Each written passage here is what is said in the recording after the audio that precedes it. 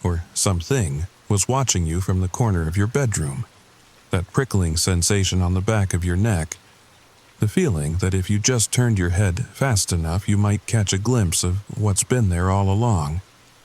I used to think these were just silly tricks our minds play when we're tired, but after what happened to me last fall in a small town in Vermont, I'm not so sure anymore.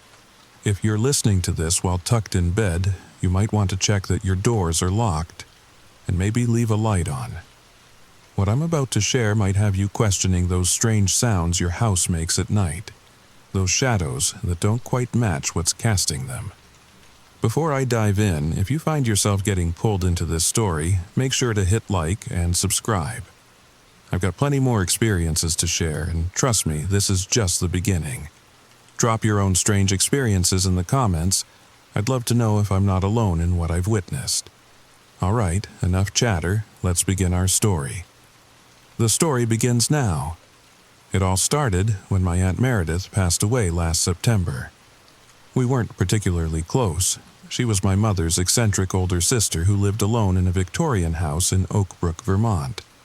A small town where everyone knows everyone's business, but somehow Meredith had managed to remain mysterious even to the locals. I hadn't seen her since I was maybe 12, but surprisingly, she left me her house in her will.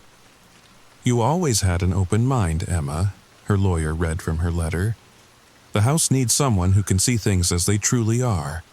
At 28, stuck in a dead-end job in Boston and drowning in student loans, inheriting a mortgage-free house seemed like winning the lottery.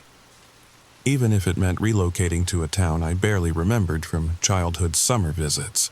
So I packed up my apartment, quit my job, and headed north to Vermont as the leaves were just beginning to turn those gorgeous autumn colors. The drive up was beautiful. The rolling hills with their fiery oranges and deep reds, the smell of wood smoke in the crisp air. I felt hopeful for the first time in years. Maybe this was exactly what I needed, a fresh start. A place to finally finish writing that novel I'd been talking about since college. As I pulled into the long winding driveway, the Victorian structure loomed 3 stories high with a turret on one side and a wraparound porch that had definitely seen better days. In the golden afternoon light, it looked not exactly welcoming, but full of potential. The windows reflected the setting sun, giving them an almost molten appearance, as if the house itself was watching me arrive with eyes of fire. I parked my overloaded Honda and just sat there for a moment, taking it all in. The faded blue-gray paint, the intricate gingerbread trim, the chimney that rose like a sentinel against the backdrop of dense pine forest. A wind chime hanging from the porch swayed gently, though I couldn't feel any breeze from inside my car. "You must be Emma Holloway," a voice called, making me jump. An older man with a neat white beard stood at the edge of the property, holding a small package. "I'm Walter Jenkins. I was a friend of your aunt's." I stepped out of the car and stretched my legs. "Nice to meet you, Mr. Jenkins." "Walter, please. I live just down the road. Your aunt asked me to give you this once you arrived." He handed me a small wooden box with an ornate brass lock. "Said it was important you received it right away." I turned the box over in my hands. It was heavier than it looked, with strange symbols carved into the sides. They weren't any language I recognized, more like pictograms of twisting vines and what might have been eyes. "Do you know what's inside?" Walter shook his head. His weathered face betrayed nothing but his eyes, a pale, washed-out blue, seemed to evaluate me. "Meredith was particular about her privacy, but she thought highly of you. Said you had the gift, just like her." "The gift?" I asked. But Walter was already walking away, his gait slightly uneven, favoring his right leg. "You'll want to get settled before dark," he called over his shoulder. "The house can be disorienting at night if you don't know your way around. The electrical wiring is old, and sometimes the lights have a mind of their own." Inside, the air smelled of old books, furniture polish, and something else I couldn't quite identify, something herbal and slightly sweet. like lavender mixed with something more exotic. The entryway opened into a grand foyer with a sweeping staircase that curved up to the second floor.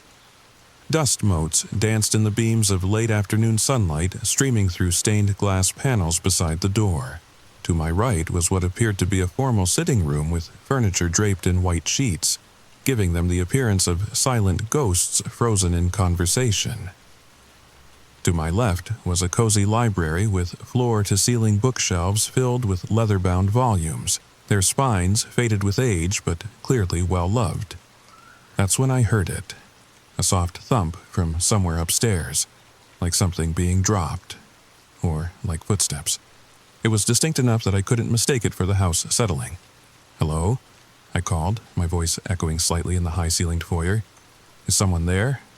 Silence answered me, thick and expectant. "Probably just the house settling," I murmured to myself, though I didn't believe it. Old houses made noises, that was normal, nothing to worry about. I grabbed a heavy flashlight from my bag, the kind that could double as a weapon if needed, and cautiously approached the stairs. "I'm coming up now," I announced, trying to sound authoritative despite the tremor in my voice. "If someone's there, you should know this house belongs to me and I've called the police." A lie, but they wouldn't know that. The stairs creaked under my weight, each step producing a different pitch, like they were playing a discordant melody announcing my ascent. At the top was a long hallway that stretched in both directions, lined with closed doors. The floral wallpaper was faded but intact, depicting climbing roses whose thorny stems seemed to twist and writhe if you looked at them too long. All the doors were closed except one, at the far end of the hall to my right, which stood slightly ajar. A thin slice of shadow against the deeper darkness beyond. As I watched, it slowly swung open wider, though there was no draft I could feel. I stood frozen at the top of the stairs, my fingers tightening around the flashlight. A rational explanation. That's what I needed.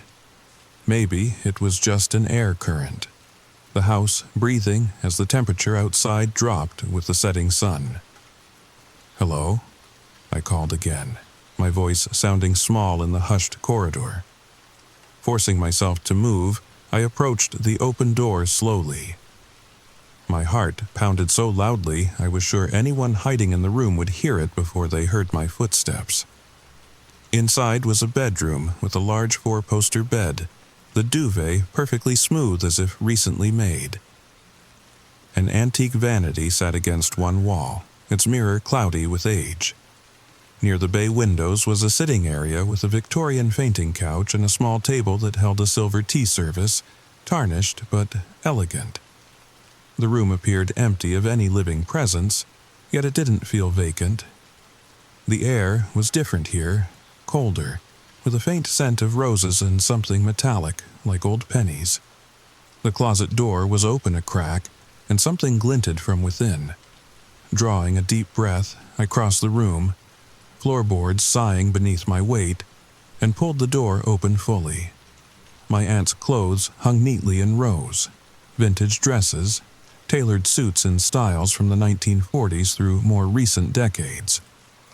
But what caught my eye was a full-length mirror mounted on the back wall of the closet. Its frame was silver, inscribed with the same strange symbols I'd seen on the wooden box Walter had given me. My reflection looked tired after the long drive, my dark hair escaping from its messy bun, shadows under my eyes. But as I watched, I could have sworn I saw something move in the background of the mirror, a dark shape just behind my shoulder. I spun around, heart leaping to my throat. The bedroom was still empty. "Get it together, Emma," I muttered to myself, rubbing my eyes. "You're tired and letting your imagination run wild." That night, after bringing in enough essentials from my car to get through until morning, I made up the bed in what seemed to be a guest room. Somehow, the thought of sleeping in Aunt Meredith's bed felt wrong. I heated up some soup I'd brought for dinner and tried to shake the feeling of being watched that had followed me through the house. I remembered the wooden box Walter had given me and retrieved it from where I'd set it on an entry table.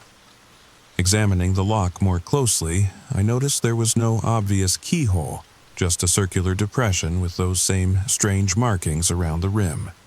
I pressed my finger against it experimentally, and to my surprise, the top of the box clicked and opened slightly. Inside was a leather-bound journal, the pages yellowed with age, and a note in what I assumed was my aunt's handwriting. "Emma, if you're reading this, then I am gone, and the house is now yours. There are things you need to know about this place, about our family. The house has been in the Holloway line for generations, and it holds secrets, some wondrous, some terrible. The mirror in my closet is a gateway. Be careful near it after dark. The whispers you hear are real. Trust your instincts. You have the sight, just as I did, just as your mother did before she chose to ignore it. The journal will explain. Start at the beginning." I sat there, the note trembling in my hands. Whispers? Gateways? The sight? Part of me wanted to laugh it off as the ramblings of an eccentric old woman, but another part, a deeper part I rarely acknowledged, resonated with her words in a way I couldn't explain. That night, I dreamed of the mirror. In my dream, I stood before it, but my reflection didn't match my movements. It watched me with a curious tilt of its head, a slight smile playing on lips that should have been mine but somehow weren't quite right. When I raised my right hand, the reflection raised its left. When I stepped back, it stepped forward, coming closer to the surface of the glass. I woke with a start at 3:17 a.m., according to the glowing numbers of my phone. The house was quiet. Too quiet, like the world was holding its breath. And then I heard it. Whispers. So faint I could almost convince myself it was just the wind through the old windows or tree branches scratching against the siding. But there was a cadence to them, a rise and fall like conversation just below the threshold of hearing. I strained to make out words, and gradually, horrifyingly, I began to catch fragments. She's here now. Doesn't understand yet. The mirror shows. I sat up in bed, suddenly fully awake, the hairs on my arms standing on end. The whispers weren't coming from outside the house, but from within its walls, specifically from upstairs, from the direction of the master bedroom with its strange mirror. "It's just the house settling," I whispered to myself, my voice sounding hollow in the darkness. Old pipes, the wind, normal house sounds. But even as I said it, I knew I was lying to myself. The whispers had a distinctly human quality to them. Multiple voices, speaking in hushed, urgent tones. I reached for my phone and turned on the flashlight app, the blue-white glow harsh in the darkness. The rational part of me said to stay in bed, to pull the covers over my head and wait for morning. But I'd always been too curious for my own good, a trait that had gotten me into trouble more than once. Slipping out of bed, I crept toward the door of my room. The wooden floorboards were cold beneath my bare feet as I stepped into the hallway. The whispers grew slightly louder, more distinct. The door to the master bedroom was closed, though I was certain I'd left it open earlier. My hand trembled as I reached for the knob, the metal ice cold against my palm. The door swung open silently, revealing the dark room beyond. The whispers stopped abruptly. The sudden silence was almost more terrifying than the sounds had been. Moonlight streamed through the bay windows, casting long shadows across the floor. The closet door, the one with the mirror, was open wide now, though I distinctly remembered closing it. And in the silver mirror, barely visible from where I stood, was a faint blue glow. It pulsed gently, like a heartbeat beckoning me closer. "This isn't real," I whispered to myself. "This is just my mind playing tricks on me." But as I backed away, planning to retreat to my room and lock the door until morning, I heard a new sound. My name, spoken clearly and distinctly, in a voice that sounded eerily like my own. "Emma, we've been waiting for you."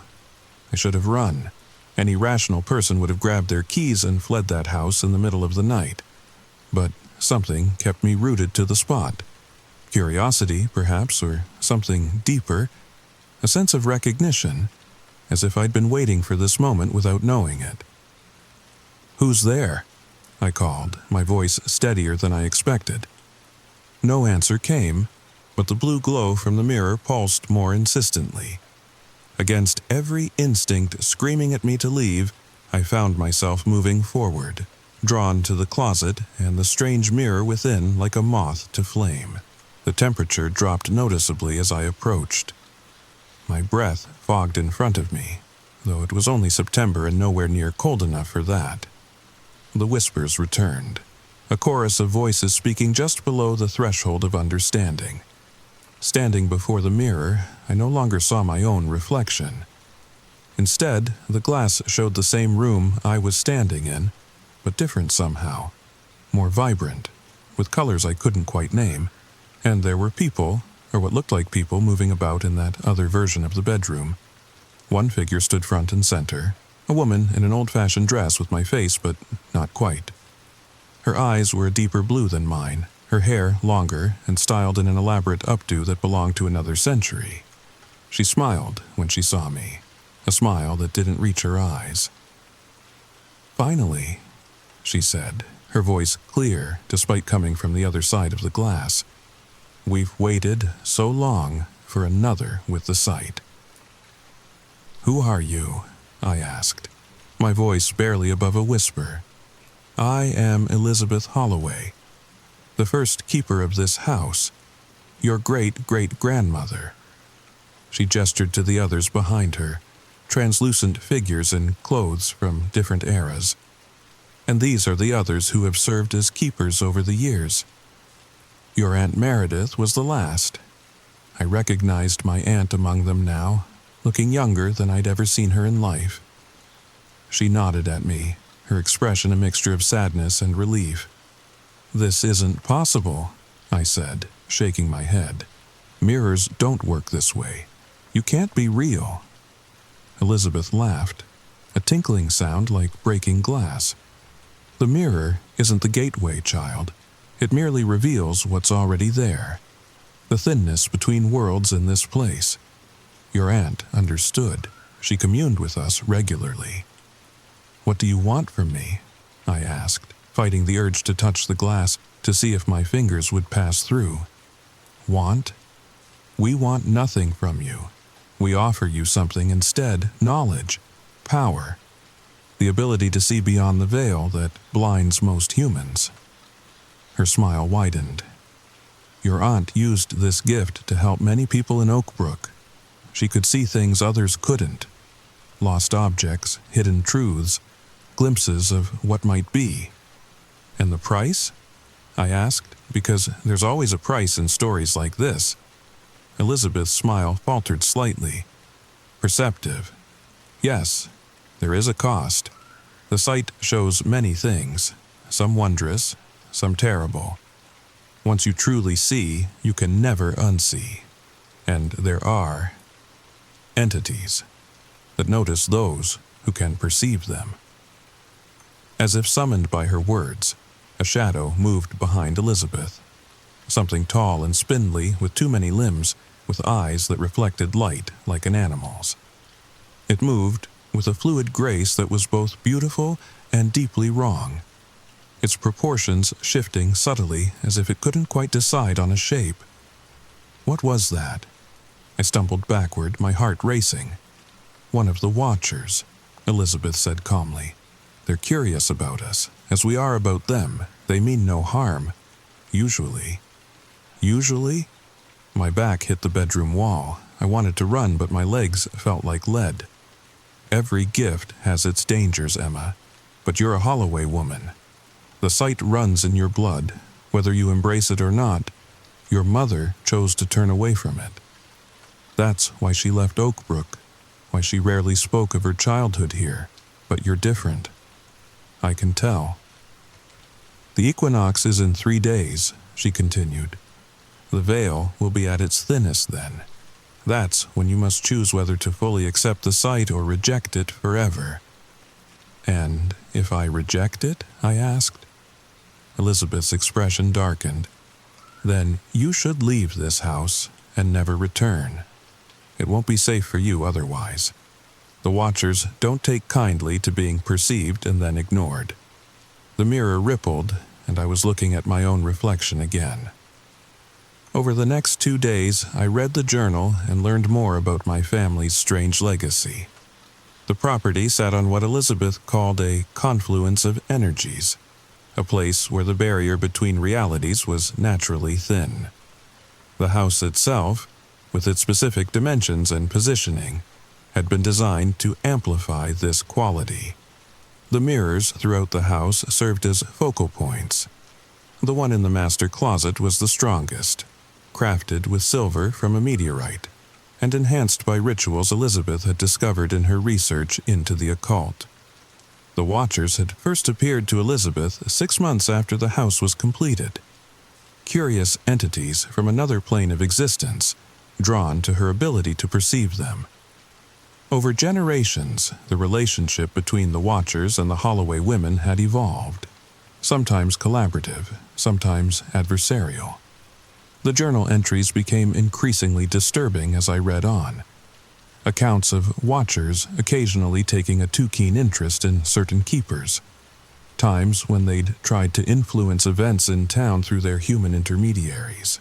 On the evening before the equinox, as the whispers filled the house, I returned to the mirror. Elizabeth appeared again, looking troubled. "There is more I haven't told you," she said urgently. "The Watchers aren't merely curious observers. They're studying us, learning from us. And some believe they're preparing for something." "Preparing for what?" I asked, a chill running down my spine. "To cross over permanently.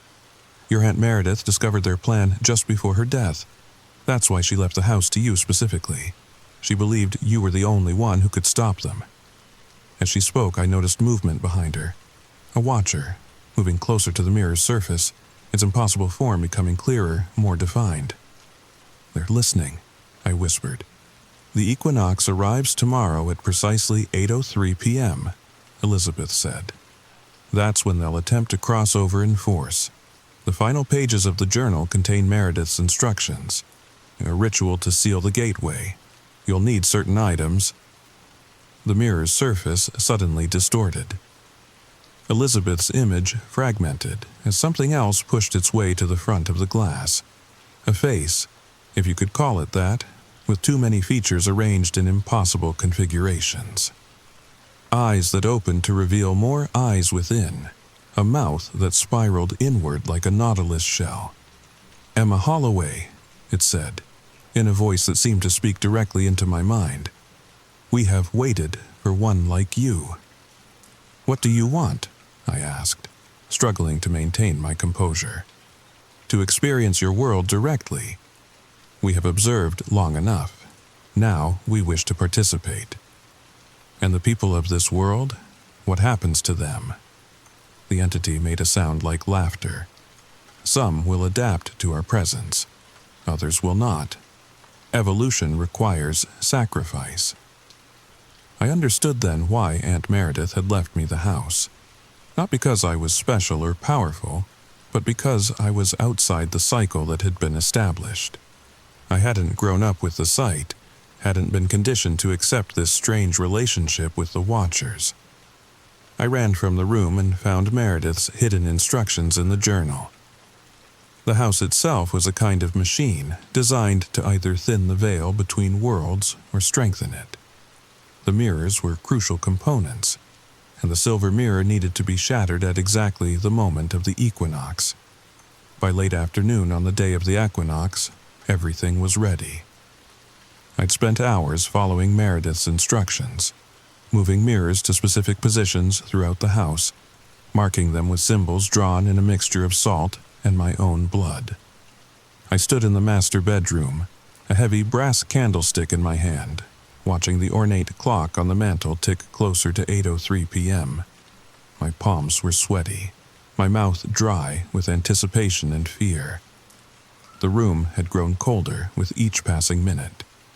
My breath fogged in front of me as I faced the mirror.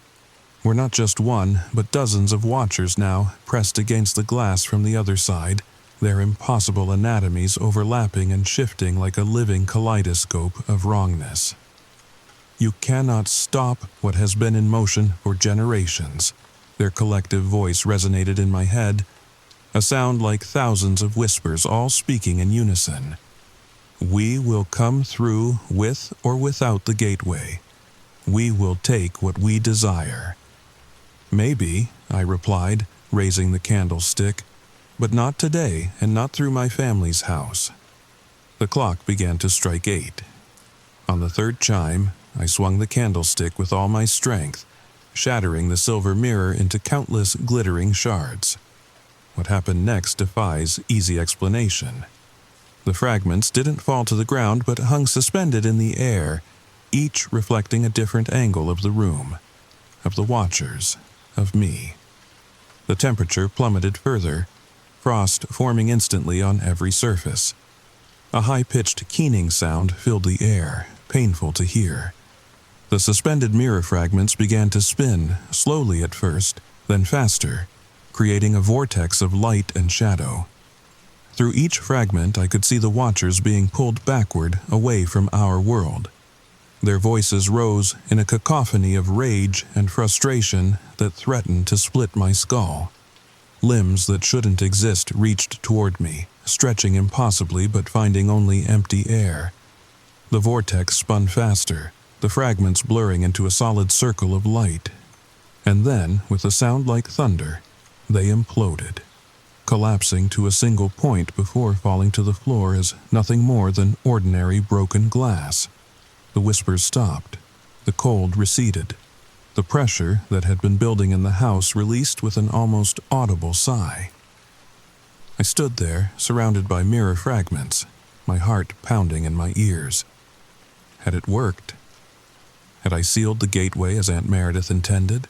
For several minutes I remained frozen in place, waiting for something to happen, for the watchers to return, for the whispers to resume. But the house remained silent, peaceful even. Carefully I gathered the shards of the mirror, wrapping them in an old cloth I found in the closet. According to Meredith's notes, each piece needed to be buried separately, scattered across the property line to maintain the barrier I'd just reinforced. As I worked through the night, digging small holes by moonlight and burying the fragments, I felt a strange sense of connection to the generations of Holloway women who had tended this house before me. They may have been manipulated by the watchers, but their intentions had been pure, to protect and serve the community with their unusual gifts. By dawn, my task was complete. I returned to the house, exhausted but oddly exhilarated. The morning light streamed through the windows, illuminating dust motes that danced in the air like tiny stars. Walter Jenkins arrived shortly after, looking anxious until he saw me. "Emma," he said, relief washing over his face. "You're all right." I nodded, stepping aside to let him in. Why wouldn't I be? "Strange things happened in town last night," he explained, following me to the kitchen. "Lights in the sky over your property. Some folks reported hearing a sound like thousands of voices screaming all at once." I feared the worst. I poured us both coffee and considered how much to tell him. There were entities trying to use my family's house as a gateway into our world. I stopped them. Walter didn't look surprised. "Your aunt mentioned something similar before she passed, said a reckoning was coming." He studied my face. "You look different, Emma. Your eyes." I frowned. "What about them?" "They have a look I recognize. The same look your aunt had. Like you can see things the rest of us can't." I realized he was right. The world around me did seem different this morning. Colors were more vibrant. I could see faint traces of light around living things, plants, insects, Walter himself. And in reflective surfaces, the coffee pot, the window glass, I caught glimpses of places that weren't quite here, realities adjacent to our own. "The sight," I murmured.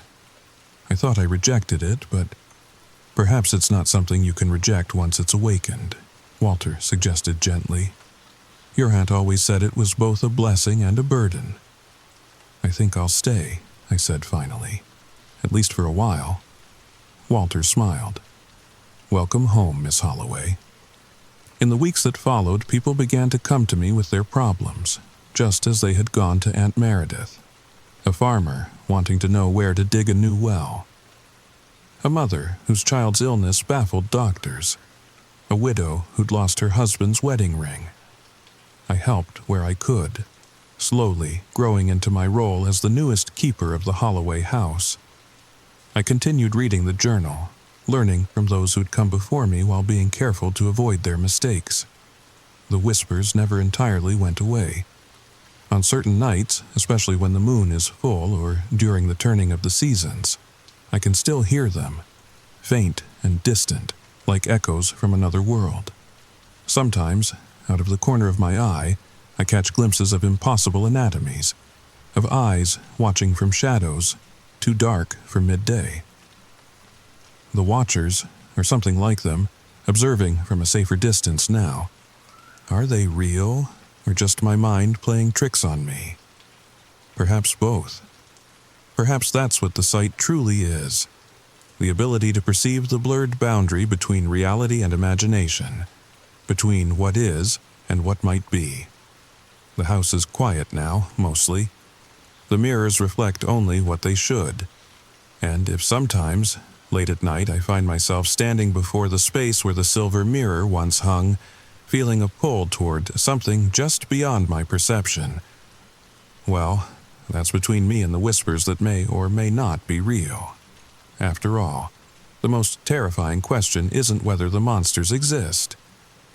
It's whether they've been inside us all along. The end. So, there you have it, my friends. My little journey into the unknown that changed everything. Do you ever get that feeling when you look in the mirror late at night? That the reflection looking back isn't quite you? That momentary disconnect where you don't recognize your own face? Maybe it's just fatigue playing tricks on your perception. Or maybe, just maybe, you're catching a glimpse of what the Holloway women have seen for generations. I still live in that house in Oak Brook, Vermont. Still help the townspeople with their problems. Still wonder sometimes if I made the right choice that night of the equinox. If you're ever passing through New England in the fall, when the leaves are turning and the veil grows thin again, look for the Blue Victorian on the edge of town. But I wouldn't recommend knocking on the door after dark. Some thresholds, once crossed, can never be uncrossed. If this story kept you awake, hit that like button and subscribe for more tales from the edge of perception. Drop a comment below with your own experiences. Those moments when you weren't quite sure if what you saw was real or just your mind playing tricks on you. I read all the comments and might feature your story in my next video. Remember to check your mirrors before you fall asleep tonight. And if your reflection smiles before you do, well, you know who to call. Sleep tight, my friends. Or try to, anyway. Story number 3. Hey there, fellow night owls and mystery seekers. Before I dive into tonight's story, I want to thank you all for being here with me on this journey into the unknown. If you've ever had an experience that made you question what's really out there in the shadows, then you'll understand why I had to share this. What I'm about to tell you happened to me last summer in rural New Mexico, and it's something I haven't shared with many people. Because, well, who would believe me? If you enjoy this kind of real-life mystery, make sure you hit that subscribe button and notification bell. I share new experiences every week, and trust me, this is just the beginning of the strange things I've encountered. And please, if you've ever seen something similar to what I'm about to describe, leave it in the comments below. I need to know I'm not alone in this. Now, let me take you back to that night when everything I thought I knew about our world changed forever. The story begins now. I never believed in cryptids or monsters or things that go bump in the night. At least, that's what I always told myself. Growing up in suburban Pennsylvania, the scariest things I encountered were typically just neighborhood raccoons getting into the trash cans. But that all changed last summer. My name is Daniel Hayes, and I'm a wildlife photographer. Mostly birds, some larger mammals when I'm lucky. Nothing extraordinary, but it pays the bills and keeps me out in nature, which I love. After years of shooting in the Northeast, I decided to take a solo trip down to New Mexico. I'd heard stories about the biodiversity in the southern desert regions, and I thought it might add some variety to my portfolio. I rented a small cabin about 30 miles outside of Truth or Consequences. Yes, that's really the name of the town.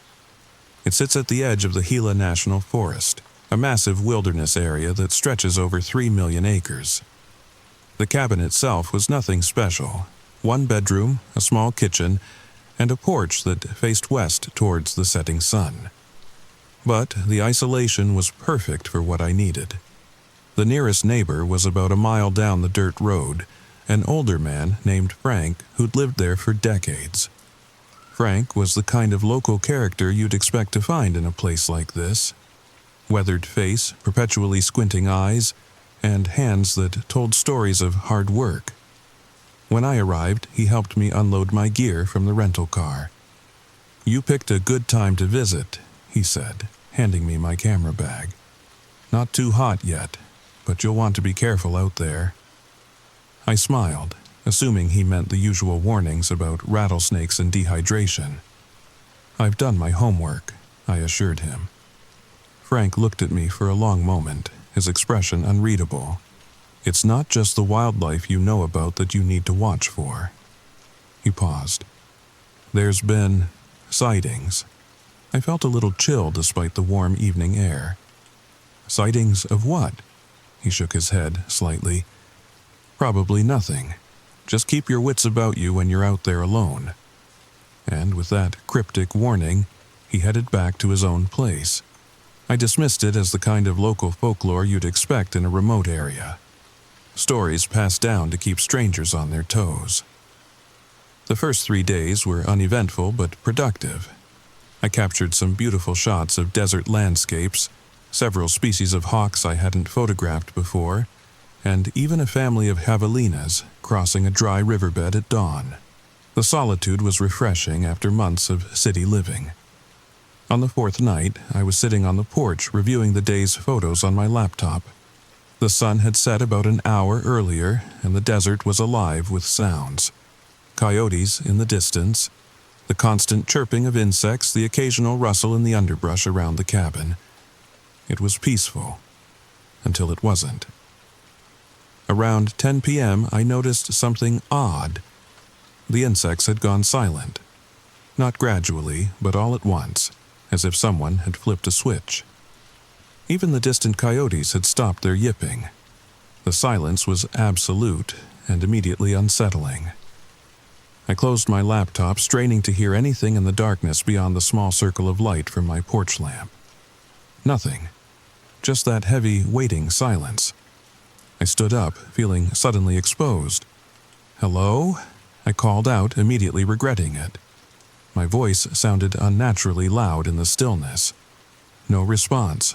I told myself it was nothing. Maybe a predator was passing through the area. A mountain lion or bear that had scared the other wildlife into silence. But some instinct, something primitive at the back of my mind, told me this was different. I went inside, locked the door, and tried to distract myself with a book. After about 20 minutes, the night sounds gradually returned. The crickets started up first, tentatively at first, then with more confidence. I exhaled, not realizing I'd been holding my breath. "Get it together, Dan," I muttered to myself. "This is why you don't watch horror movies." I managed to fall asleep around midnight, but my dreams were uneasy, filled with shapeless things moving just beyond my field of vision. I woke at dawn the next morning, feeling groggy but determined to get an early start. I had planned to hike about 2 miles east to a small watering hole where Frank had told me deer and other wildlife gathered in the early morning. The hike was pleasant, with the sun rising slowly behind me, painting the desert in shades of gold and amber. I reached the watering hole just as the light became perfect for photography and set up my equipment behind a natural blind of scrub and rocks. For about an hour, I snapped photos of various birds and a small group of deer that came cautiously to drink. I was just about to pack up when I noticed something strange about 100 yards away. At first glance, I thought it was a coyote, but something about the way it moved seemed off. It was loping along a ridge, silhouetted against the morning sky. Its back legs seemed too long, its movements too deliberate. I quickly attached my telephoto lens to get a better look. Through the lens, I could see it more clearly, and my blood ran cold. This was no coyote. Its body was hairless, with grayish-blue skin that seemed to absorb the light rather than reflect it. Its head was oddly shaped, with what looked like spines or quills running down from the crown to the middle of its back. And its eyes, even at this distance, I could see they were large and seemed to glow with a reddish tint. I was so startled that I almost dropped my camera, but the photographer in me took over, and I started snapping pictures frantically, hoping to capture the creature before it disappeared. It moved along the ridge for about 30 seconds, then suddenly stopped and turned its head directly toward me. Even though I was well hidden and downwind, it seemed to stare right at me. We locked eyes through my camera lens, and I felt a wave of something wash over me. Not exactly fear, though that was certainly part of it. It was more like a profound sense of wrongness, as if I was seeing something that shouldn't exist in our world. The creature held my gaze for what felt like minutes, but was probably only seconds, then abruptly darted over the ridge and out of sight, moving with a speed that no natural animal could match. I sat there frozen, my heart pounding. What had I just seen? My mind raced through possibilities, some kind of hairless coyote with mange, a feral dog, but I knew deep down that it was none of these. The proportions were all wrong, the movement too strange. With shaking hands, I packed up my gear and practically ran back to the cabin. The whole way I felt watched, even though I saw nothing in the surrounding landscape. When I burst through the cabin door, I immediately connected my camera to my laptop to check the photos. But as the files transferred, my heart sank. Every single photo of the strange creature was either completely black or impossibly blurred, as if the camera had malfunctioned at precisely those moments. The photos from before and after were perfectly fine. Clear shots of deer and birds at the watering hole, but not a single usable image of what I'd seen. I sat back in my chair, a cold sweat breaking out on my forehead. This was impossible. My camera was top-of-the-line equipment that had never failed me before. And yet, a knock at the door made me jump so violently that I knocked over my coffee cup, spilling it across the table. I quickly mopped it up with my sleeve as the knock came again, more insistent this time. It was Frank, looking even more weathered than usual in the harsh midday light. "You okay?" he asked, eyeing my disheveled appearance. "Saw you running back from the east trail like something was chasing you." I hesitated, not sure if I should tell him what I'd seen. Would he think I was crazy, or worse? Would he know exactly what I was talking about?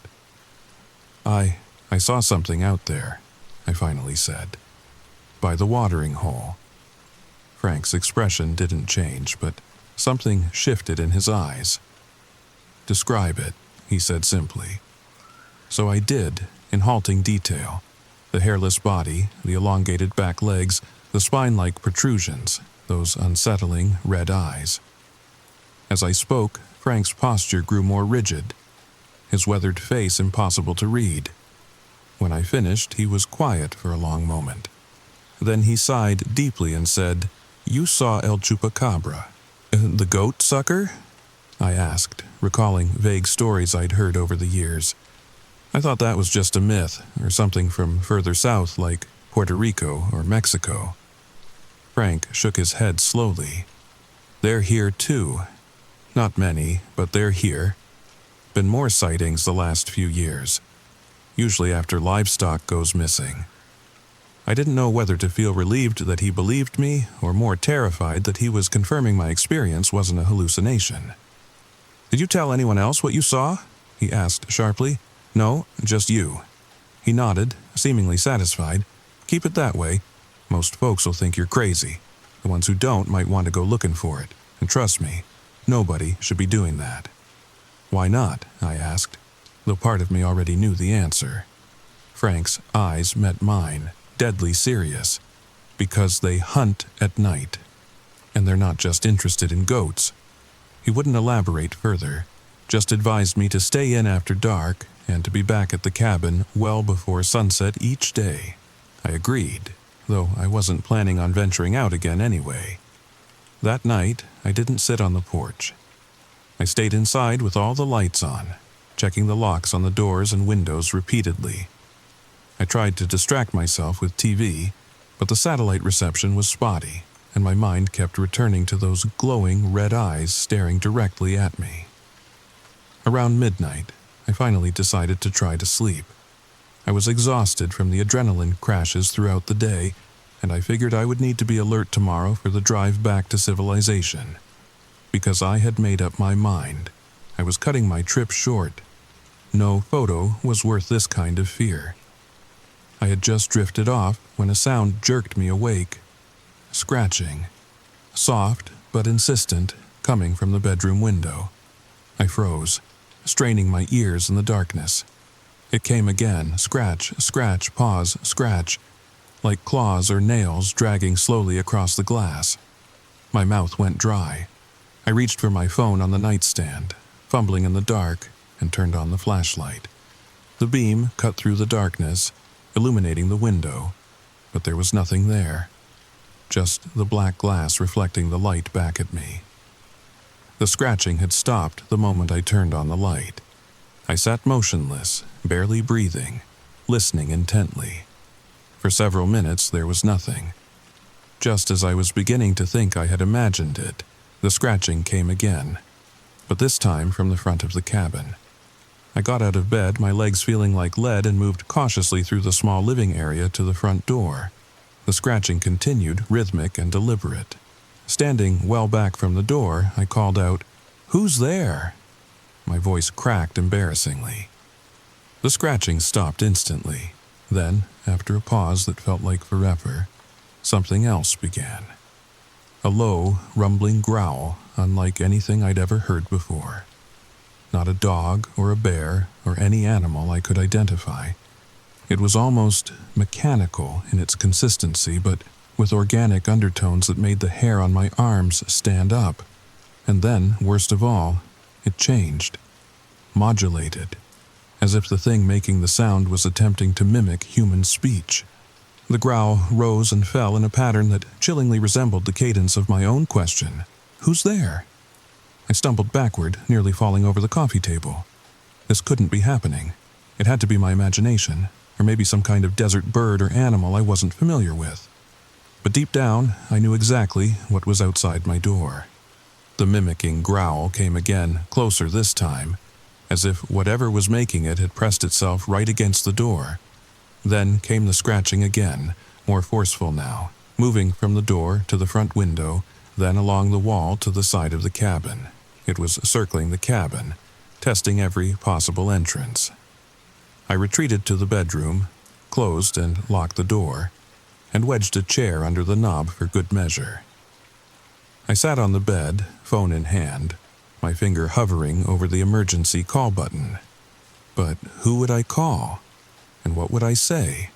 That a legendary cryptid was trying to break into my rental cabin?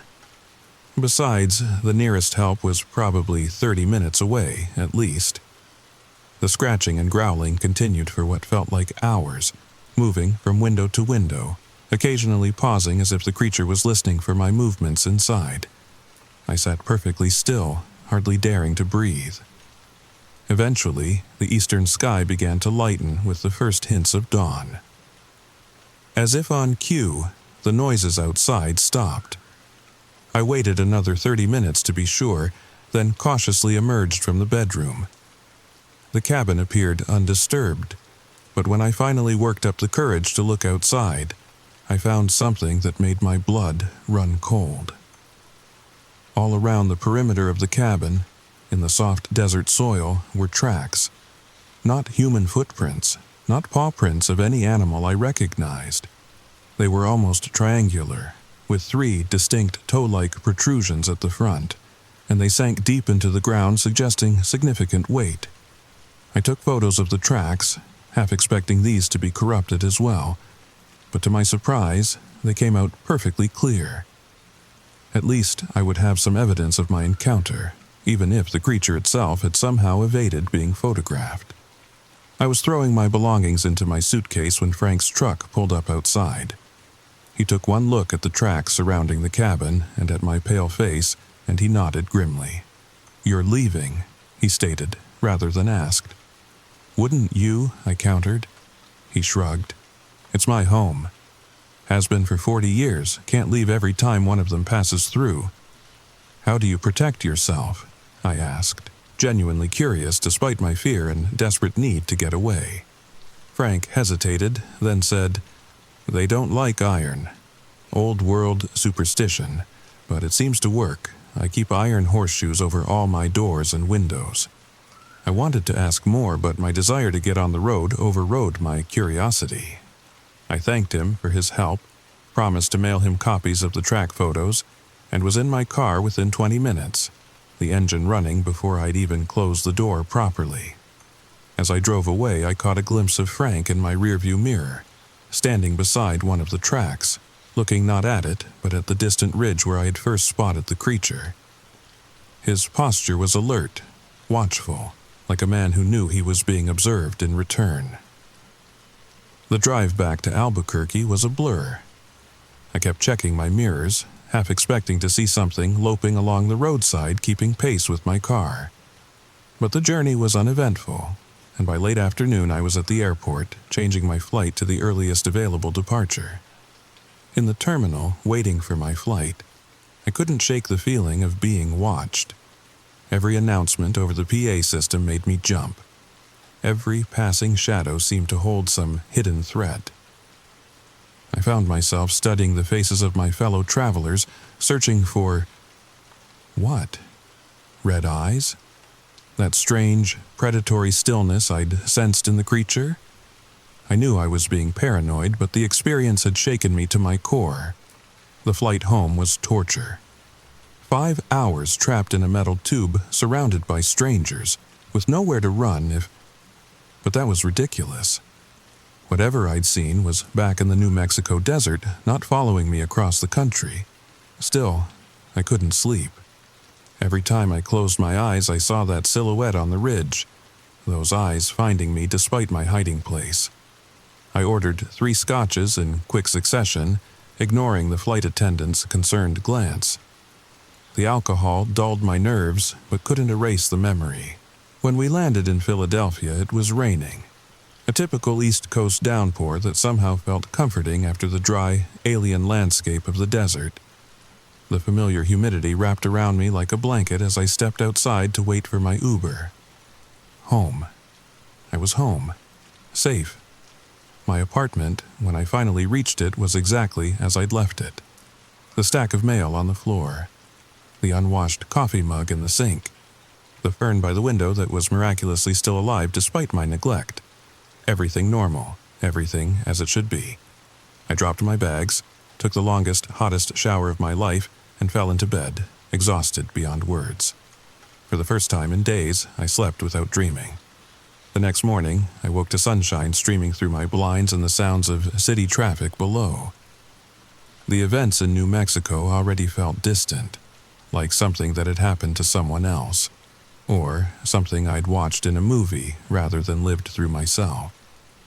I made coffee, scrolled through emails, and tried to ease back into my routine. I had 3 shoots scheduled for the following week: a family portrait session, a corporate headshot gig, and a wedding. Normal, everyday photography. No deserts, no wildlife, no red eyes watching me from ridgelines. That should have been the end of it. A frightening experience, yes, but one I could gradually distance myself from as I returned to my normal life in Pennsylvania. Except for one thing. About a week after I got home, I received a small package from New Mexico. Inside was a horseshoe, old and rusted, but solid iron, along with a handwritten note from Frank. Found these around your cabin after you left. Thought you should know. Enclosed with the note were 2 photographs. The first showed my cabin from a distance, with a dark figure clearly visible on the roof, its silhouette unmistakable against the night sky. The same elongated legs, the same spined back that I had seen through my camera lens. The second photo was a close-up of my bedroom window, and clearly visible on the glass were long, parallel scratch marks, and what appeared to be a handprint, but not a human hand.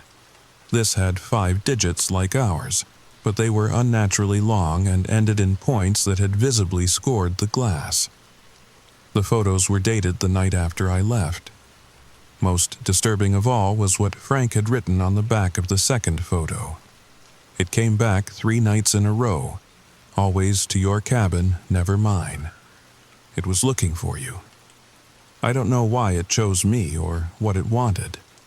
I've spent countless hours researching the Chupacabra legend since then, trying to make sense of my experience. Most accounts focus on the creature attacking livestock, draining them of blood. Very few mention any interest in humans. So why did it follow me? Why did it try to mimic my voice?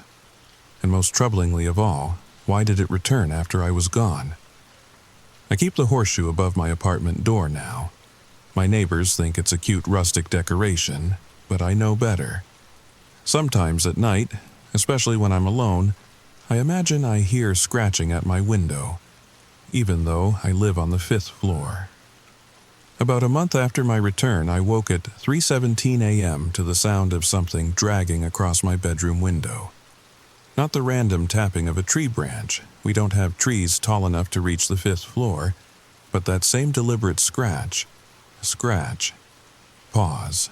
Scratch pattern I'd heard in New Mexico. I lay perfectly still, my heart hammering so loud I was sure it could be heard through the walls. The scratching continued, methodical and patient, as if whatever was making it had all the time in the world and knew I was awake, listening. With trembling fingers, I reached for my phone and turned on the flashlight, pointing it toward the window. The scratching stopped immediately. The beam illuminated only the ordinary blinds, closed against the night.